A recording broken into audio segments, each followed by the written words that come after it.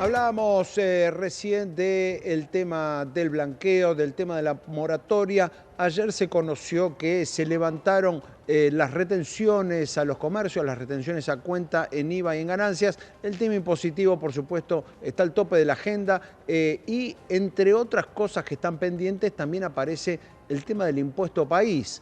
¿Por qué? Bueno, porque naturalmente es uno de los puntapiés iniciales que dio el gobierno para decir que va a bajar los impuestos, es decir, que el discurso de eliminar o aliviar la carga impositiva que hoy sufren los argentinos va a transformarse en medidas concretas. Y el tema del impuesto país es clave.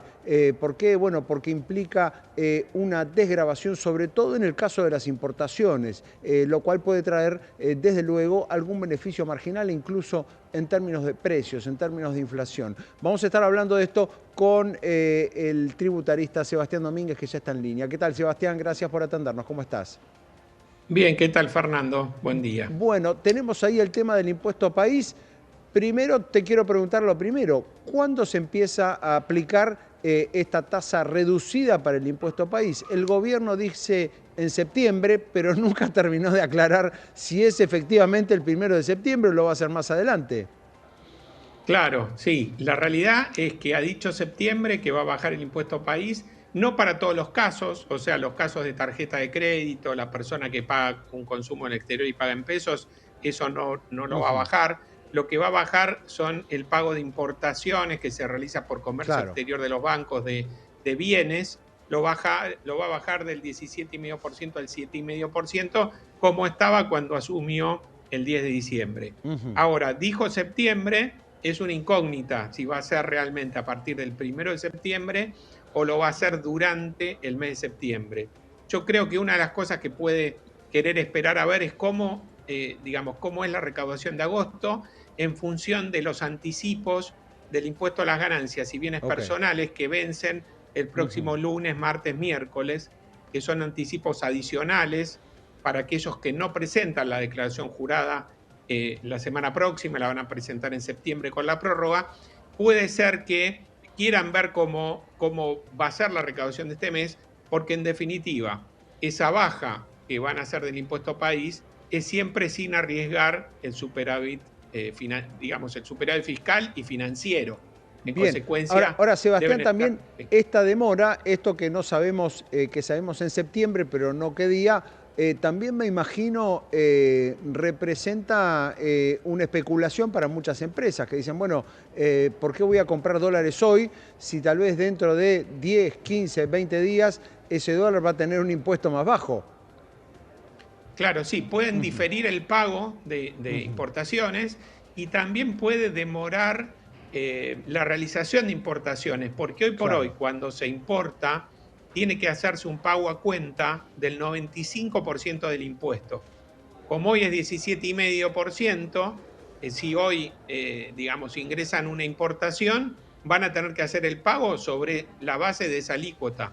En cambio, si lo demoran y realizan la importación un poco más adelante, cuando baje la Ujú. alícuota, ese pago a cuenta va a ser menor. Así Sí, que es muy probable que claro. estén demorando también importaciones. Y recién decías, Sebastián, un tema clave, digamos, esta baja del impuesto a país impacta solo sobre las importaciones, pero no sobre las otras aplicaciones que tenía. Por ejemplo, el dólar, ¿cómo decirlo? El dólar ahorro sigue teniendo la misma carga impositiva o los gastos con tarjeta en el exterior siguen teniendo la misma carga impositiva. Claro, sí. La importación de servicios va a mantener la misma carga Ok. impositiva del 25% y Ujú. después todos estos consumos que vos decís también.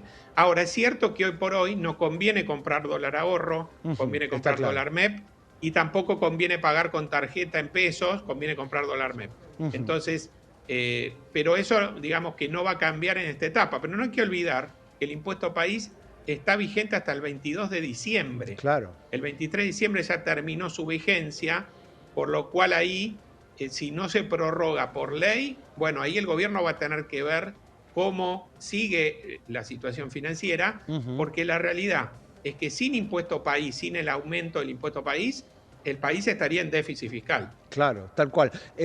Hoy es algo así como un casi un 10% de la recaudación, ¿no? Más o menos Un 6, número, un está 6%. representando Claro. un 6% de la recaudación tributaria. Fue 1,9 billones de pesos lo que se recaudó Sí. acumulado hasta julio. O sea, es una cifra muy relevante. Yo me imagino, a ver, el gobierno está haciendo ajustes y está cumpliendo con su palabra, digamos, que dijo, cuando se apruebe el paquete fiscal, voy a bajar el impuesto país. Pero yo creo que si después se complica y no hay una reactivación y se pone en riesgo el superávit fiscal, no habría que descartar que vuelva a subir, quizás no completo, no volver al 17,5, Claro. pero quizás sube algunos puntos, porque la postura que tiene el gobierno es, no, digamos, es un ancla el tema del superávit y no Sí. lo va a poner en riesgo.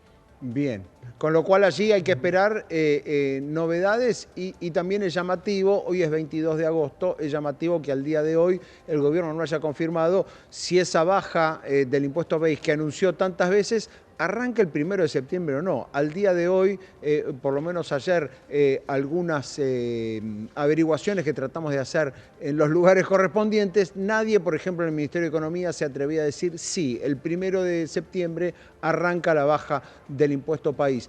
Sebastián, recién conversábamos con José Simonella de la Federación de Consejos de Ciencias Económicas, donde hablaba de todavía todos los pendientes que tiene el blanqueo de capitales, sobre todo porque hay interpretaciones diversas en algunas normas que los propios contadores, los propios tributaristas no saben cómo explicarle a sus clientes y no saben si determinadas cosas están aprobadas o no.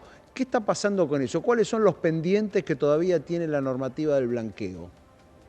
Y bueno, hay una cosa positiva es que antes de ayer se confirmó que el blanqueo tiene dos partes diferentes, dos regímenes diferentes. No sé si Sí. llegaron a hablar de eso, que es el efectivo va por un lado, completamente separado, y por otro lado el resto de los bienes. Eso era Sí. una duda muy grande y que puede terminar hoy haciendo que alguien blanquee hasta $200.000 sin pagar nada, porque antes se hablaba solamente de 100.000.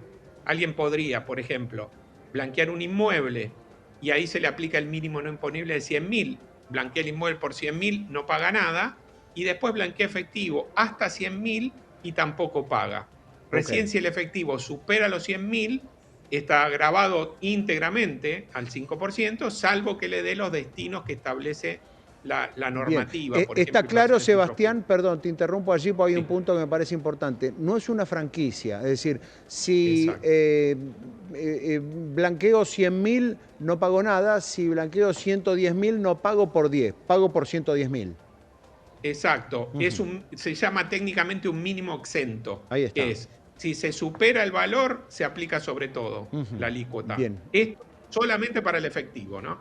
Entonces, una duda que todavía se mantiene es cuando un familiar está a cargo, por ejemplo. No hay una definición de qué familiar a cargo para dividir la franquicia que se aplica al resto de bienes. ¿Sí? Claro. Por ejemplo, quieren regularizar una cuenta en el exterior que está sin declarar.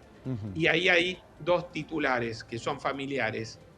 Uno tiene actividad económica, el otro también, pero uno le pasa plata a la otra parte. ¿Hay ahí un familiar a cargo? Bueno, eso para saber si ahí se aplica 100.000 cada uno de franquicia o mínimo no imponible, o se tienen que dividir los 100.000 en los dos. Por ejemplo, esa cuestión no está clara. Y después también hay otros casos, muchas veces hay inmuebles que se dona a la nuda propiedad y se reserva el usufructo. Ahí hay dudas acerca de si realmente puede cualquiera de las dos personas blanquear o solo lo puede hacer el titular de la nuda propiedad. Documentación que hay que aportar, el blanqueo de criptomonedas, hay dudas. Por Ajá. ejemplo, hay si uno tiene que blanquear una cuenta en el exterior y quiere traerlo el dinero al país para no tener que pagar el 5%, pues supongamos que la cuenta es de $500.000. Sobre 100.000 sería un mínimo no imponible. Sobre los 400 restantes tendría que pagar el 5%. Ahora puede decir, traigo la plata para darle los destinos que dice la reglamentación de inversiones, comprar un inmueble en pozo, inversiones financieras, para evitar el impuesto. ¿Qué sucede? Uno puede, por ejemplo, vender la posición que tenía el 31 de diciembre de bienes esos $500.000 y traerlos. Pero ¿qué pasa si bajó la cotización de los bienes y uno puede traer 400.000? ¿Le libera todo? ¿O qué pasa al revés? Subió la cotización de los bienes y ahora uno tiene 600.000.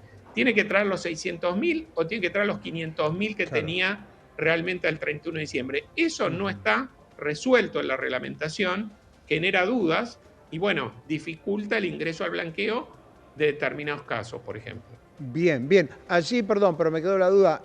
Habías dicho, es un mínimo, los 100.000 son un mínimo exento. Eso sería diferente de un mínimo no imponible. Es decir, el que trae 500, ¿paga por 500 o paga por 400 porque hay 100 que están eximidos? Te lo voy a preguntar, pero me parece que es muy Sí. importante. Ok, hay que hacer así, Ujú. dividir lo que es dinero en efectivo de lo Ajá, que es resto de bienes. ok. Lo que es resto de bienes tiene un mínimo no imponible de Ahí está. 100.000, solo se tributa por encima. Ujú. Lo que es efectivo tiene un mínimo exento, hasta 100.000 no se tributa y si se supera, se tributa sobre todo. Sobre todo, Ahora, ahí está claro. si alguien tiene una cuenta en el exterior, que en principio es resto de bienes, va por el Ujú. mínimo no imponible, pero decide traer el dinero para darle los destinos que establece la reglamentación y no pagar, ahí se trata como si fuera efectivo. Ujú. Entonces, Bien. se le aplica el mínimo exento. Ahí está, pero absolutamente claro. Bueno, ¿qué otra cosa te parece que falta, que está pendiente en materia de blanqueo? ¿Hay alguna, o sea, hay que esperar todavía más normas? Por ejemplo, ayer la CNB, la Comisión Nacional de Valores, dictó una normativa para agregar todavía más destinos, los cheques diferidos, los pagarés, etcétera, agregar todavía más destinos al dinero a blanquear. Con lo cual uno tiene la sensación de que todavía la normativa está en curso, está en proceso. Sí, también se agregaron aportes a sociedades de garantía Ujú. recíproca, a través ahí el Ministerio de Economía es el que va reglamentando los destinos, y la realidad es que es muy probable que se le sigan incorporando destinos, porque el gobierno lo que quiere, el gobierno, la realidad es que respecto al blanqueo, está más interesado en que se blanquee efectivo, en que se Claro. blanqueen bienes, que en la recaudación que va a generar específicamente el Ujú. blanqueo. El efectivo fortalecería las reservas y si se invierte en determinados instrumentos financieros que hace crecer el mercado financiero, se invierte en inmuebles, se invierte en la economía real, eso va a favorecer el crecimiento económico y en Claro. consecuencia va a ser a favor del plan de Ujú. gobierno. En consecuencia, por ejemplo, no habría que descartar que en el futuro se admita con el dinero blanqueado que supere los $100.000 para no pagar impuestos, que se puedan comprar inmuebles usados, por Claro. ejemplo. Eso Ujú. hoy no está, Hoy solamente inmuebles admitido desde Pozo. desde Pozo, sí, que tengan al 8 de julio un Ujú. avance no más, menor al 50%, salvo uno podría comprar un inmueble usado, pero el vendedor tendría que abrir una cuenta cera y uno pagarle a esa cuenta cera y el vendedor no podría retirar el dinero, porque si lo retira, le cobrarían el 5%. Ujú. Entonces, la idea de eso que es que mucha gente abra cuenta cera y empiece a circular ese dinero en la economía y nadie saque el dinero. Pero bueno, eso va a depender de la confianza que haya en el sistema financiero, cómo Ujú. va a ser evolucionando las Por cosas. supuesto, pero digo, pero está bien el punto, digamos, el gobierno claramente tiene un objetivo mucho más de corto plazo, por eso está tan enfocado y por eso, me imagino, va a tratar de resistir ese deadline, ese plazo hasta el 30 de septiembre. Digo, con tantos frentes abiertos y con tantas dudas, uno tendría que creer que ese plazo puede demorarse, puede atrasarse. Ayer aquí en Canal E, Mariano Gorodich contaba que en el gobierno ya se analiza el tema de correr ese plazo. ¿Cómo caería que se corre ese plazo del 30 de septiembre? Bueno, el gobierno está facultado por decreto, o sea, está Ajá, facultado para hacerlo, por lo cual puede hacerlo por ok. decreto, es una norma prevista, digamos, una situación prevista. Ujú.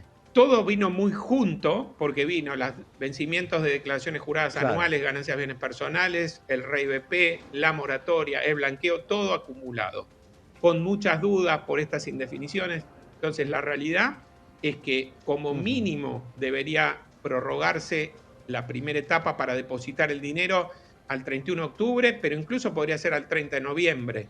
Lo Ujú. razonable sería el 30 de noviembre y que primera etapa del blanqueo con presentación de declaración jurada y todo, venza el 31 de diciembre. Eso sería lo más razonable.